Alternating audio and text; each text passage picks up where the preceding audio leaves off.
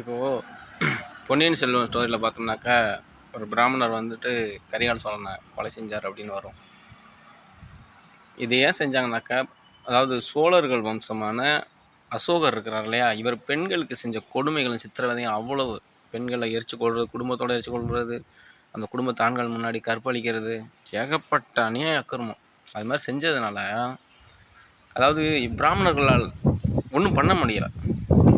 அப்புறம் அரண்மனைக்குள்ளாரே அமைச்சரவையில் இடம்பெற்று அவங்க கூட இருந்து அவங்களுடைய செயல்களை கண்காணித்து சில மன்னர்களை கொண்டாங்க. இப்போ சோழர்கள் வரலாற்றில் பார்த்தோம்னாக்கா மன்னர்கள் இடத்துல இப்போ நீங்கள் பொன்னியின் செல்வன் ஸ்டோரியில் பார்த்தோம்னாக்கா கரிகால சோழன் ஒரு காட்டுக்குள்ளே இருப்பார். பொன்னியின் செல்வன் சொல்லப்பட்டவங்க அவரும் ஒரு காட்டுக்குள்ளே இருப்பாங்க. அரசனாக இங்கே வேற ஒருத்தரை வந்துட்டு உட்கார வச்சுருப்பாங்க. ஏன்னு பார்த்தாங்க அவங்களுடைய வாரிசுகளை காப்பாற்றிக்கணும். ஏன்னு கேட்டால் அவங்க செஞ்ச கொடுமைகள்னால அவங்களுடைய வாரிசுகள் கொல்லப்படலாம். இதனால அந்த மாதிரி நடக்கும். இப்போது விவேக் கூட ஒரு ஸ்டோரியில் பண்ணியிருப்பார் முரட்டு காலையில். சேம் தான், எல்லாமே ஒரு மாதிரி தான் இருக்கும்.